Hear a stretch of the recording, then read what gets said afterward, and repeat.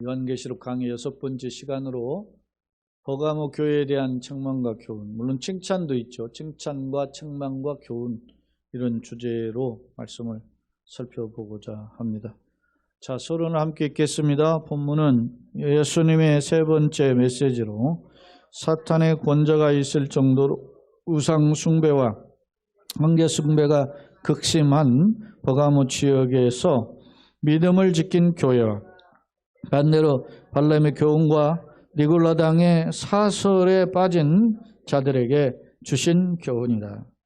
발람과 니골라당의 미혹은 성적 방종과 타락임을 알 수 있다.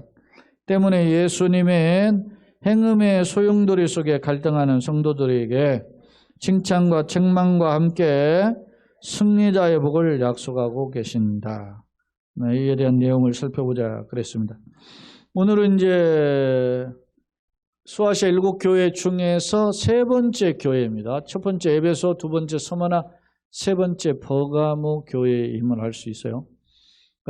주목할 점, 버가모 교회는 에베소 교회에 있었던 니골라당의 교훈은 거기 우리가 알지만 2장에서는 니골라당의 행위를 미화한다. 에베소 교회는 그게 있어요.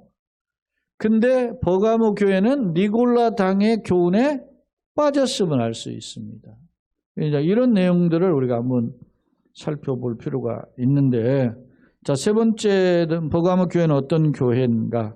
버가모는 서머나 지역으로부터, 서머나가 에베소에서 서북쪽으로 항구 도시였잖아요. 약 한 55km 지점에 있었다 하면 이 버가모는 서머나의 북쪽으로, 약간 북동쪽으로 치우쳤어요. 이쪽으로 100km 정도 떨어진 그런 겁니다. 혹자는 이렇게 표현을 하더라고요. 서머나가 정치적인 어떤 중심지다라고 하면 그런 무역의 중심지다. 왜냐 항구 도시가 있으니까. 그런데 이제 버가모는 정치와 문화의 중심지다. 왜냐? 이 버가모에는 20만 권 이상의, 지금도 여러분 대학 도서관에도 뭐 옛날에 뭐 10만 권, 100만 권 뭐 이런 장서하면 큰 도서관 하잖아요. 근데 그 당시에 20만 권이라고 하는 책을 모아놓을 수 있는 도서관이 있었다. 그럼 어마어마한 거죠. 2000년 전에 그런 도서관이 일단 대단한 거예요. 그럴 정도로 문화의 중심지고, 그러려면 책을 만들려면 양피지 이렇게 종이를 해야 되잖아요. 그러니까 그런 양피지 공업이 발달이 된, 종이 공업이 발달된 그런 생산지였다라고 하는 것이고, 주목할 점은 당시 이제 로마나 그리스 그런 영향을 받았죠. 주로 정복은, 세계 정복은 로마가 했는데, 로마 이전에 세계를 정복한 나라가 그리스예요. 헬라죠. 그러니까 헬라 문화가 더 강하죠. 사실은 로마 시대에도 언어는 헬라어를 많이 썼거든요. 공용어로. 그러니까 그리스의 어떤 신전, 문화 이런 게 많이 아시아에 유입되었음을 알 수 있어요. 그래서 교재에도 제가 적어놨지만은 당시 제우스 신전, 제우스는 그리스 신이죠. 그리스의 신화의 최고의 신이죠. 아니면 디오니소스 신전, 그 다음에 아에스클라피우스 신전, 이게 이제 뱀 신인데 의료의 신, 치료의 신, 이런 식으로 해석을 해요. 그런 숭배지가 있었다. 그러니까 여러 우상 숭배지가 있었는데 한 수를 더 떠서 그때 당시 요한계시록이 주어질 당시에 황제 숭배가 강요됐잖아요. 도미티안이라고 하는 그 로마의 황제 숭배를 강요했는데 그런 황제 숭배의 중심지였다. 어디가? 버가모가. 왜냐? 정치적으로는 어떤 중심지였기 때문에 경제나 무역의 중심지는 서머나 에베소 쪽이었다면 이 버가모는 정치적인 또 문화의 중심지였다.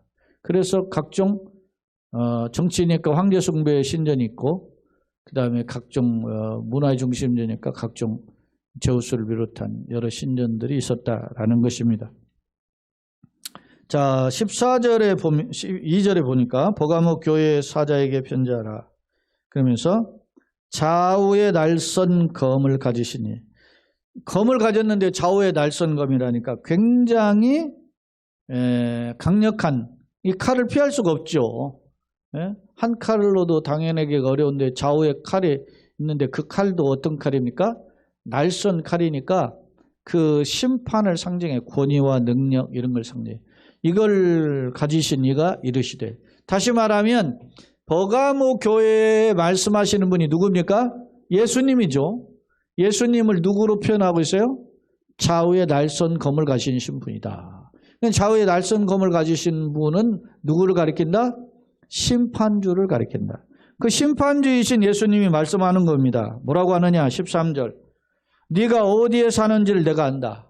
네가 사는 동네를 안다는 거예요. 니네 사는 동네가 무슨 중심이라 지금 우리가 살펴봤죠. 어떤 곳입니까? 정치와 문화의 중심지. 정치는 황제 숭배를 중심으로 하고 문화는 각종 우상들이 가득하다는 걸 알죠. 네가 이런 참 우상과 황제 숭배의 그런 소용돌이 가운데 사는 걸 내가 안다. 거기는 누가 있어요? 사탄의 권자가 있는데라 그랬어요. 사탄의 권자, 사탄의 권자는 사탄의 중심 보좌를 가리키는 거잖아요. 그러니까 이 사탄의 권자를 흔히 학자들은 뭐라고 이야기하냐면 당시 시대의 상황이 황제 숭배를 강요했기 때문에 황제의 신전이 있는 데라 이런 말입니다. 왜? 그 당시 이 버가모가 어디입니까? 정치의 중심지였잖아요. 그러니까 황제의 신전이 있었다는 걸 예수님이 안다는 겁니다. 그러면서 네가 내 이름, 버가모 교인들이 예수님의 이름을 굳게 잡아서 내 충성된 증인 안디바, 이 안디바라고 하는 사람은에 대해서 여러 학설이 있는데 그 중에 이제 대표적인 걸 크게 둘로 보면 안디바에 대한 교훈을 가지고 표현할 때 이렇게 해석을 하기도 해요. 안디가 안티라는 말이 여기서 나왔잖아요. 안티바가 이 대적하는 자, 무엇이 안티라는 거죠.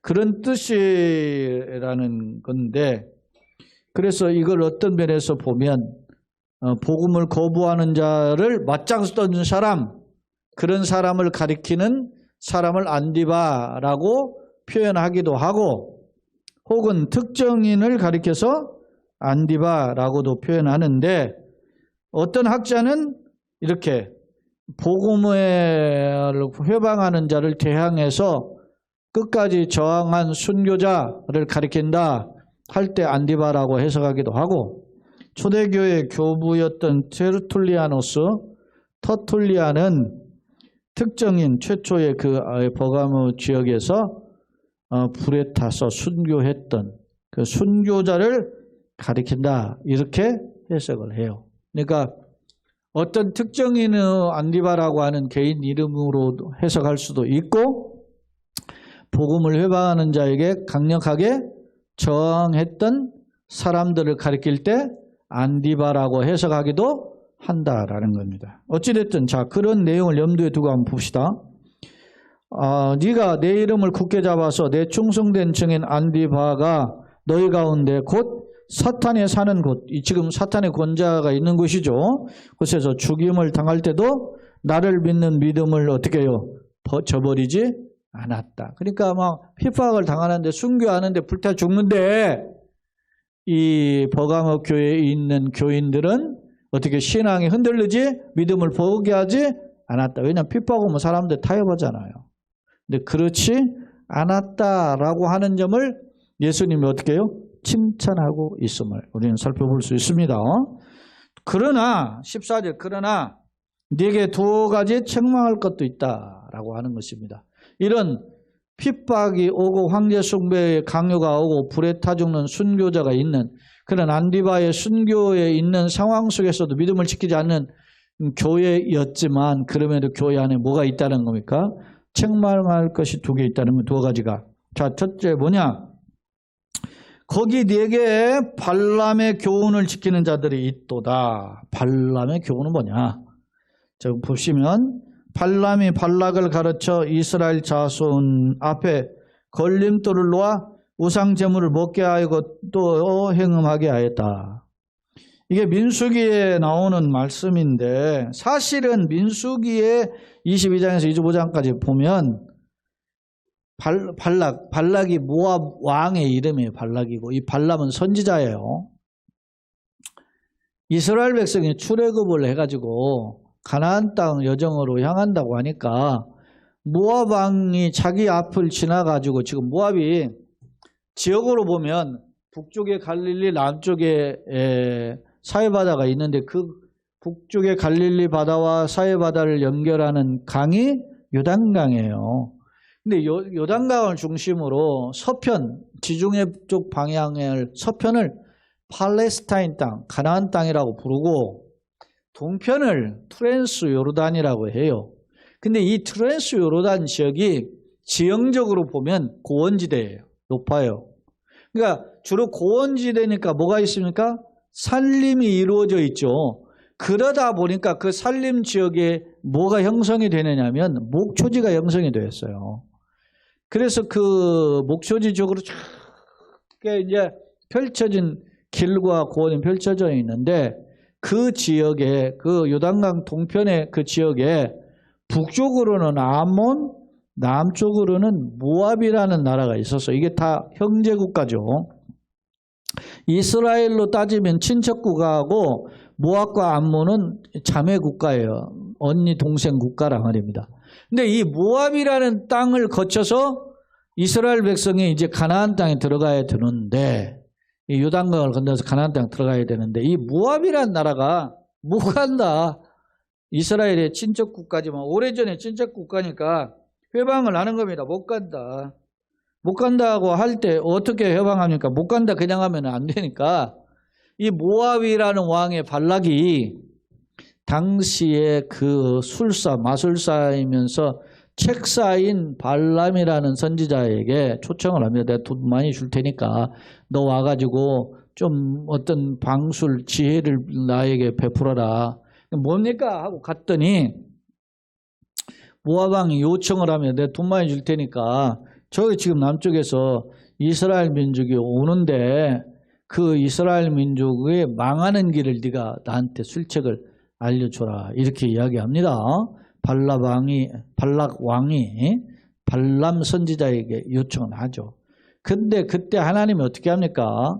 발람이라는 선지자에게 나타나셔서 야, 너 가긴 가되 내가 주는 말만 해. 이렇게 하는 거예요. 그래가지고 저주하기를 원한다 했더니 발람이라는 선지자가 하나님 뜻을 따라서 저주는 그냥 어떻게 해요? 축복을 계속 한단 말입니다. 아니 당신 내가 돈 주고 말이야 이스라엘 저주해달라고 그랬는데 저주는 그냥 축복 아니 이게 뭐 어떤 일입니까? 그런데도 거듭 계속 축복만 선언을 해요. 그런데 민수기 22장에서 25장까지 이 기사가 나오는데 근데 25장에 갑자기 24장 25장에 갑자기 이스라엘 백성들이 모압 여인하고 행음을 하다가 하루에 23,000명이 몰살을 해요. 어떤 기록은 24,000명, 어떤 23,000명이 몰살을 해요. 그러니까 어찌 이렇게 갑자기 이렇게 됐느냐. 나중에 알고 보니까 이 발람이라는 선지자가 그 민수기에는 자세히 그 내용이 엇빠져 있어요. 선지자가 모압 왕 발락의 말을 어떻게 해요? 처음에는 거절을 이제 처음 한 번, 두 번 거절하다가 끝내는 어떻게 해요? 이스라엘이 망하는 비법을 알려준 거예요. 그게 뭐냐면 자, 이스라엘이 지금 어디서 살았습니까? 광야에서 40년을 살았다. 모래바탕에서. 근데 그 모래바탕에서 지금 어디 모압 땅을 지나가지고 이 요단강 건너 가나안 들어가잖아요. 모압 땅에는 지금 뭐가 많아요? 목초지가 많단 말이에요. 거기 풍요로워요. 그러니까 모압 왕이 초대를 한 거면 누구요? 이스라엘 남자들을 초대를 했다. 초대를 해서 야 너네들 생전 니네 나라 사람들만 봤지? 여기 말이지 모함 여인들 아름다운 여인들이 있다 하면서 거기에 소위 말하면 축제를 해서 페스티벌을 열어서 이게 이제 전통적인 학자의 견해예요. 열어서 그 소위 말하면 뭡니까? 난잡한 그 소위 이교도의 문화에 어떻게 제사 행위들을 한 거예요. 근데 이교도의 제사 행위에는 뭐냐면 수백 수천 명들이 모인 사제들이 제사를 드리는 막 일꾼들이 남녀가 몇천 명씩 있는 막 이교도의 제사 신전에 보면 이 사람들이 신전을 하는데 어떻게 해요? 섹스를 하는 겁니다. 그러니까 이스라엘 친구여 동포여 와서 우리 같이 즐기자 술을 줍니다. 야흥에 빠져가지고 이스라엘 남자들이 이 모함 여인하고 행음을 하게 되다가 그날 하나님의 진노를 받게 되는데 당시 레위 지파의 비느하스가 이런 일을 보고 분노해서 막 행음을 하는 이스라엘 남자와 모함 여인을 한꺼번에 죽이잖아요. 그런 일들이 벌어지는데 이러한 진노로 23,000명이 몰살당했는데 그 중심에 누가 있었느냐? 시므온 지파가 있었대. 시므온 지파. 그래서 지난주에도 우리가 신명기 33장 보았죠. 우리가 신명기 33장 26절로 29절만 봤는데 신명기 33장 1절로 32절을 25절을 보면 이스라엘의 12지파에 대한 모세의 축복 기도가 나와요. 근데 거기에 잘 살펴보면 누구 지파가 빠졌어요? 시므온 지파가 빠져 있어요. 이름이 다 지파별 이름을 부르는데 시므온 지파 이름이 없다는 거야. 학자들의 견해가 딱 두 가지예요. 뭐라고 하느냐? 시므온 지파는 전통으로 보면 유대 땅 지역에 보면 유다 지파에 빌붙어서 살았어요. 그러니까 유다 지파의 예언에 시므온 지파가 포함되었다 이렇게 해석하는 학자가 있어요. 온건한 해석이에요 이게. 그런데 강경한 해석이 뭐냐? 이 시므온 지파가 방금 전에 모함 여인하고 행음을 할 때 23,000명 죽임을 당할 때 대부분 죽은 사람이 시므온 지파예요. 그 실제로 민수기가 뭡니까? 백성의 수를 셌다고 해서 민수기잖아요. 어떻게 두 번 셌어요. 광야 40년 초입에서 한 번 세고 광야 40년 끝날 무렵에 셌던 거죠. 근데 처음 셌을 때 시므온 지파의 수하고 두 번째 셌을 때 40년 지나고 셌을 때 숫자가 확 차이 나요. 그러니까 행음을 하다가 멸망한 지파가 시므온 지파다라는 거예요. 그래서 그런 가장 극악한 하나님 앞에서 이런 패역한 짓을 한 지파를 모세가 축복 기도문에서 아예 빼버렸다는 겁니다. 그렇게 해석을 해요. 이건 학자들의 견해입니다. 자, 지금 이야기가 장황했는데 발람의 교훈을 다시 봅시다. 13절에 14절에 그러나 내게 두어 가지 책망할 것이 있는 네게 발람의 교훈을 지키는 자들이 있다. 발람이 어떻게 했어요? 발락을 가르쳐 모압 왕을 가르쳐 꾀를 내줬죠. 이스라엘 자손 앞에 걸림돌을 놓아 뭐를 먹어? 우상 제물을 먹게 했고 또 뭐 했어요? 행음했다. 그러다가 몰살한 거예요. 23,000명이. 그런 짓을 지금 어디에 나타나고 있어요? 버가모 교회에도 그런 모습이 보인다. 신전에 황제성 신전이든지 아니면 아까 제우스 신전이 있고 디오니소스 신전이 있고 뱀 신전이 있었잖아요. 그런 신전을 모여가지고 이런 섹스를 하는 것들이 있단 말입니다. 또 자 15절 이와 같이 니게도 니골라 당의 교훈을 지키는 자들이 있다. 이 니골라 당의 교훈은 그럼 또 뭐냐? 앞서 2장 앞서 에베소 교회 첫 번째 교회 이야기할 때 이야기했는데 니골라는 성경에 보면 니골라라는 사람이 있어요. 이 사람은 초대교회 7집사 중에 한 사람의 이름인 경우가 니골라예요. 그래서 어떤 학자는 초대교회 7집사 중에 한 사람이 타락을 해가지고 이런 어떤 잘못된 행위를 주장하는 경우다 이렇게 해석하는 자가 있고 어떤 사람은 동명이인이다 이렇게 해석하는 자가 있어요. 근데 둘 중에 이제 어떤 학설을 취하는 건 상관이 없는데 니골라당의 그럼 당시 행위가 뭐였냐면 이것도 발람의 교훈과 비슷해요. 뭐하냐?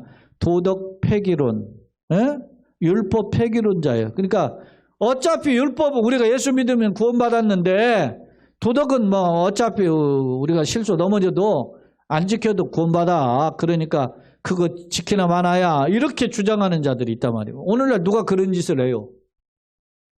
저 구원파, 구원파에서 한단 말입니다. 구원파 영향하고 비슷한 게 저기 정명석 아니에요?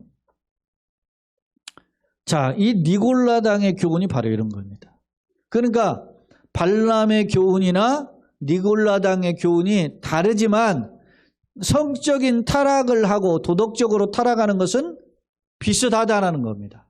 무슨 말 이해가 되죠? 자, 예수님이 버가모 교회가 핍박 중에서도 황제의 핍박 중에서 순교를 각오하고 그렇게 하는 것에 대한 칭찬을 했는데 반대로 버가모 교회가 잘못을 해서 책망을 받는 내용도 두 가지가 있었는데 하나가 발람의 교훈을 따라서 행음을 하는 자가 있고 또 니골라당의 교훈을 쫓아서 어떻게 도덕을 폐기하고 성적으로 타락한 자들이 있었다라고 하는 점을 지적하고 있다라는 점입니다. 그래서 15절 한번 같이 봅시다. 이와 같이 니게도 니골라당의 교훈을 지키는 자들이 있다. 그러니까 발람의 교훈도 있고 니골라당 교훈이 있으니까 이걸 어떻게 해야 돼? 그러면 해결하려면 16절 시작. 그러므로 회개하라. 그리하지 아니하면 내가 네게 속히 가서 내 입의 검으로 그들과 싸. 앞서 좌우에 날선 검을 가졌죠. 근데 예수님의 입의 검은 심판의 검이죠. 이 검으로 너를 어떻게 해요? 그들과 싸우려. 아니 예수님의 검은 누구를 몰아내는 검입니까? 마귀를 몰아내고 사탄의 졸개들을 심판하는 검이잖아요. 근데 그 검을 가지고 너 그들과 싸운다. 누구와? 그들이 누구예요 지금? 회개하지 않는 자. 이런 책망을 받고도 회개하지 않는 자들이란 말입니다. 그러면 그런 자들에게 내가 속히 가가지고 지체하지 않고 가는 거예요. 그러니까 준엄한 심판을 해서 찾아가서 심판하겠다는 강력하게 경고를 하고 있는 겁니다. 그러니까 살 길은 뭡니까? 여기 나오죠. 회개하라. 자, 우리가 주목할 특징이 있어요. 우리가 이 소아시아 7개 교회에 대해서 예수님 말씀하시는데 2개 교회, 칭찬을 받은 2개 교회, 서머나 교회 지난주 살펴봤고 우리가 이제 다음 여섯 번째 살펴볼 빌라델피아거든. 그 교회를 제외하고는 전부 다 칭찬과 책망을 함께 받거나 아니면 책망을 받았거든요. 근데 그런 책망을 조금이라도 받은 교회의 경고는 뭐라고 그랬어요? 회개하라, 회개하라. 그러니까 살 길은 회개입니다. 그러니까 우리가 탕자가 아버지께 돌아오니까 살잖아요. 살 길은 회개. 천부의 의지 없어서 손들고 옵니다. 어메이징 그레이스 나 같은 죄인 주은혜 살리신 주은혜 놀라워. 회개해야 돼. 사는 길이 뭐라고요? 회개. 회개가 사는 길이에요. 그러니까 하나님을 가장 기뻐하시는 것은 마음을 찢는 거죠. 회개란 마음을 찢는 겁니다. 자, 만약에 회개하지 않으면 내가 네게 속히 가가지고 내 입에 검, 심판의 검이죠. 예수님이 심판의 검으로 그들과 싸우신 심판하실 것이다. 그런 겁니다. 17절.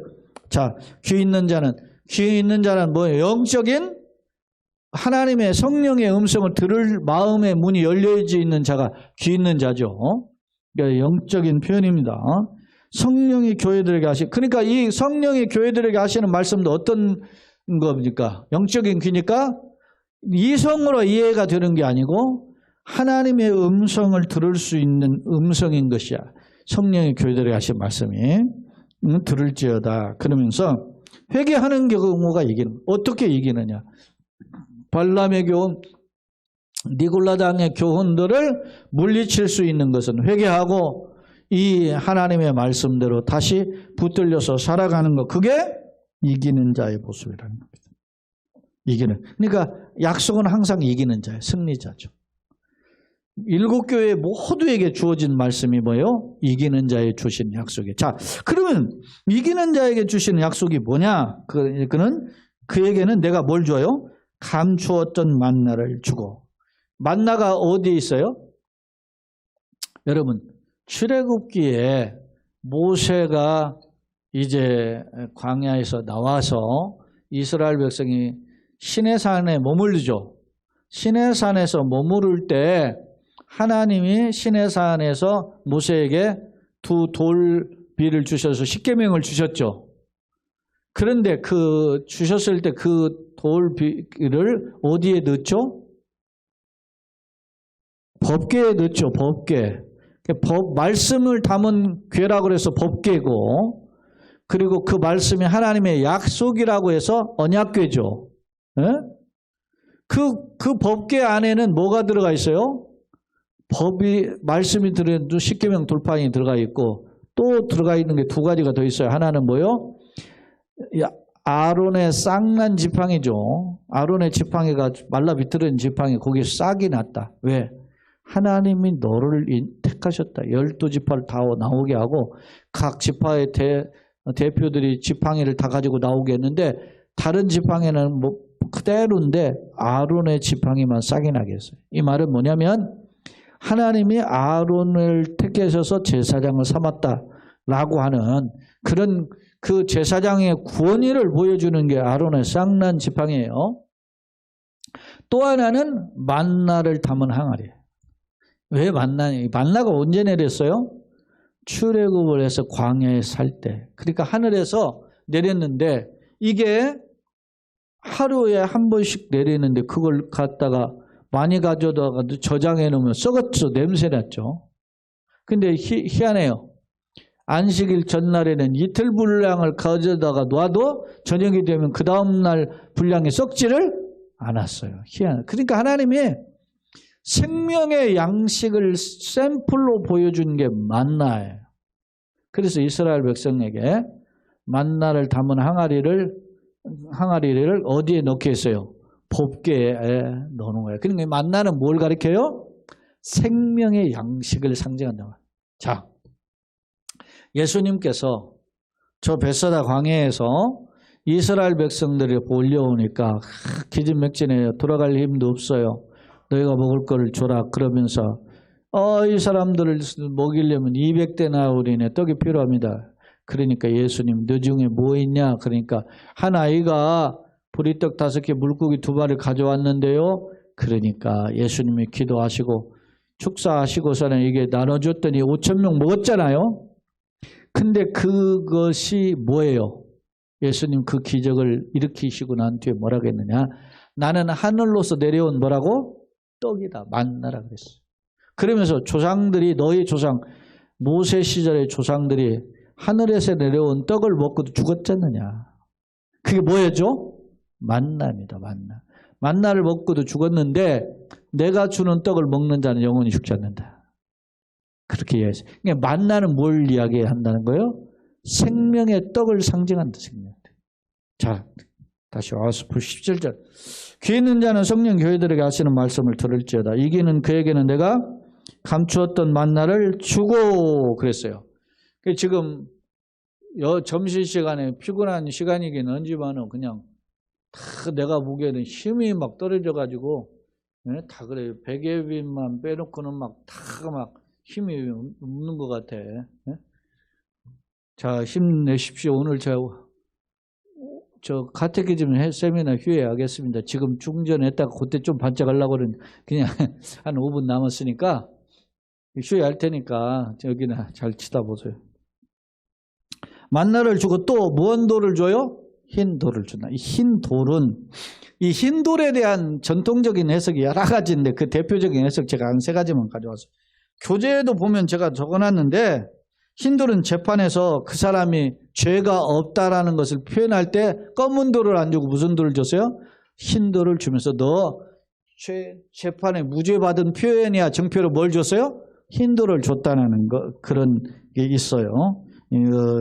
그 다음에 경기에서 우승을 하면 그 우승자에게 이름을 새긴 뭐요? 힌도를 줘서 승리를 상징한다고 해서 힌도를 줬어요. 그러니까 죄가 없음을 무죄를 상징하는 힌도를 줬기도 하고 승리를 상징하는 뭔도를 줬어요? 힌도를 주기도 했고 또 아주 멋있는 이제 그 리세션 연회장을 베풀면 초대받은 사람들에게 초대장을 주죠. 근데 초대장을 주는데 이게 아무나 못 들어와요. 이 초대장을 가진 사람들이 이 내 잔치를 배설한 사람이 초대장으로서 뭐예요? 그 사람의 이름을 새긴 뭘 줘요? 초대장을 주는데 그게 힌돌이야. 그래서 죽었다는 거예요. 그러니까 어떤 해석을 취해도 괜찮은데 다 이 세 가지 해석이 어떤 뜻이 있습니까? 죄가 없다라든지 승리라든지 초대를 받았다라든지 그런 의미가 담겨져 있죠. 자, 그런 의미에서 한번 봅시다. 그들에게 감추었던 만나 생명의 떡을 주고 또 뭘 줘요? 힌도를 준다. 초대장을 주는 거야. 어디 초대장? 천국 초대장을 주는 거야. 죄가 없는 자들에게 주는 천국 초대장을 줄 터인데 그 도리에 새긴 뭐요? 새 이름을 기록한 것이 있느니 받는 자밖에는 그 이름 뭐요? 알사. 그 이름이 다 새겨져 있어. 누구예요 지금? 초대받은 사람 이름이. 우리의 생명의 책에 하나님의 생명의 책에 우리의 이름이 기록되어 있어. 할렐루야. 그게 힌돌이에요. 그래서 여러분 교회에도 무슨 교회가 있죠? 힌돌교회 있죠. 힌돌교회가 예수님을 상징하는 것이라고 하는 의미가 있는 것이 바로 여기에 나온 거예요.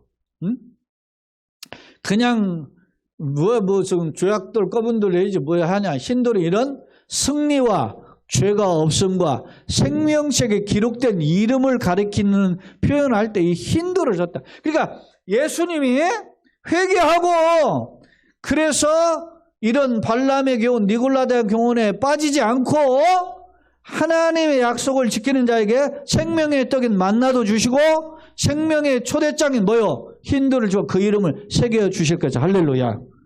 그런 뜻이 담겨져 있다라는 사실. 무슨 말 이해가 되죠? 자, 이제 교재 두 번째 화면입니다. 권위와 심판의 주인이신 예수 그리스도의 버가모 교회에 대한 칭찬의 말씀이 앞선 12, 13절 있어요. 자, 버가모는 서머나 북쪽 100km 지점에서 당시에 아시아 정치 문화의 중심지였다. 혹자는 예를 들어 에베소나 이 서머나 지역은 미국으로 따지면 뉴욕이라면 이 버가모는 현재 워싱턴에 해당하는데 이렇게 주장하는 사람도 있어요. 자, 그건 이제 세 번째 화면에 나와요. 자, 그 다음 거기에 대규모 도서관 20만 권의 책들이 있는 도서관과 그 책을 만들려면 양피지가 있어야죠. 종이의 생산지였다. 그리고 제우스나 디오니소스나 아에스클라피우스라고 하는 뱀신이 이게 치료의 신인데 숭배지였다. 안티파는 모든 것을 대적하는 자의 뜻인데 순교자로 해석하기도 하고 터툴리아는 최초의 불에 다 순교한 사람 특정인을 가리킨다 이렇게 해석하기도 해요. 둘 다 어떤 해석을 취해도 무난한 해석이라고 봅니다. 자, 두 번째 14, 15절 발람의 교훈과 니골라당의 사설에 빠진 버가모 교회에 대해서 예수님이 책망하죠. 그러면서 회개하라 그러잖아요. 왜 발람의 교훈은 뭐냐? 우상숭배와 차푼을 하게 함으로 이방 여인과 행음을 하게 함으로써 멸망했던 그런 사악한 행위가 발람의 교훈이고 니골라당 교훈은 뭐요? 니골라에서 만들어졌다고 했는데 확실하진 않지만 정확한 건 뭐냐? 도덕 폐기론, 율법 폐기론. 도덕 안 지켜도 돼. 법 안 지켜도 돼. 어차피 구원받았는데 이렇게 하면서 방임, 방탐주의에 빠졌던 자들입니다. 이걸 주님이 16, 17절에 뭐라 그랬어요? 회개하라. 회개를 촉구하고 말씀을 이기는 자에게는 예수님의 입에 거머에서 심판에서 피할 수 있는 걸 주시겠다 그랬죠. 그러면서 이기는 자에게는 두 가지를 줬죠. 하나는 감추인 만나. 만나 항아리에 이렇게 있잖아요. 그건 생명의 떡을 상징해요. 생명의 떡과 또 힌돌은 재판에서 무죄의 표시로 힌돌을 사용하거나 경계자 요성자에게 주는 힌돌을 주거나 혹은 연회장이 초대의 표시로 사용했던 힌돌을 줬는데 그런 어떤 승리와 무죄와 그다음 천국의 초대장과 같은 의미를 가지고 있다. 그렇게 해석할 수 있습니다. 자, 세 번째인데요. 자, 오늘 본문을 한번 총 정리해 보는 겁니다. 자, 버가모 도시의 상황과 교회 특징을 맺죠. 예수님 표현에 보면 좌우에 날선 검을 가지시 심판주라는 거죠. 검은 권위와 능력, 심판을 상징한다. 에베소가 소아시아의 뉴욕 상업권이라면 버가모는 워싱턴과 같이 정치와 종교, 문화의 중심지였어요. 소아시아의 수도로 황제 숭배의 중심지였고 사단의 권자가 있다라는 표현도 나와 있죠. 자, 의료신 아까 있었죠. 뱀신, 그 다음에 제우스가 주신이죠. 그 다음에 디오니소스 이런 신전들이 있었다. 그럼에도 어떻게 해요? 칭찬받거리가 있어요. 믿음을 지켜서 흔들리지 않았죠. 반대로 이제 출애굽 시절의 음행인 발람의 교훈을 따라가고 또 율법 폐지론자인 니골라당을 존 행위가 있어서 도덕적으로 타락해서 그래서 예수님 어떻게 해요? 회개하라. 만약에 회개하지 않으면 심판하실 것을 말씀하셨어요. 동시에 이기는 자에는 언약의 감춘 만나와 새 이름을 새긴 흰돌을 주실 것을 약속하고 있습니다. 결론 한번 같이 깨봅시다. 지상의 교회는 전투적 교회죠. 싸우는 교회인데 세상에 속해 있다. 그런데 문제는 사탄은 할 수만 있으면 이런 교회 내에 가라지를 심어가지고 묘에 빠지게 한다. 야, 꼭 그렇게만 너만 교회 다니냐 말이에요. 근데 예전에 제가 교변 생활하는데 그 교감 이 교회 집사님이었는데 다른 선생님이 그러는 거야. 강 선생, 교감 선생님도 강 선생은 청년이지만 교감 선생님은 집사님이잖아. 집사님인데도 술도 잘 마시고 잘 그러는데 말이지. 왜 안 먹으려고 그래? 그렇게 하면서 자꾸 교감 선생을 들고 넘어지는 거야. 네? 그래가지고 회식해서 가면 뭐 회식 자주 하죠. 뭐 한 달에 한 두세 번 하거든요. 그렇게 하는데 거기 가면 말이지 막 술 먹으라고 막 하고 그러는 거야. 그러니까 참 괴로웠어요. 사랑해요, 여러분. 이게 이겨내는 게 참 지혜와 능력이 필요한 거예요. 자, 세상에 이런 전투적 교회 있는데 사탄 할 수만 있으면 교회를 넘어뜨려요. 가라리를 심어가지고 교회 예수님과 성도를 분리시키려 한다. 버가모 교회 역시 핍박 중에서도 믿음을 지킨 칭찬받는 교회였지만 그러나 세상적 미교육, 발람의 교훈, 니골라당의 교훈에 흔들렸으면 할 수 있다. 때문에 예수님은 회개하여 이기는 자가 될 것을 명령하셨던 것이다. 성도는 말씀의 거울을 통해서 참과 거짓을 분별하고 능동적으로 대처해야만 된다. 우리의 모습은 어떠한가? 현대 교회 역시 세속주의의 미혹과 도전을 받고 있죠. 하지만 이러한 속에서도 말씀이 굳게 서서 하나님의 약속을 거머쥐는 승리자들이 되시기를 예수님의 이름으로 축원합니다. 아멘.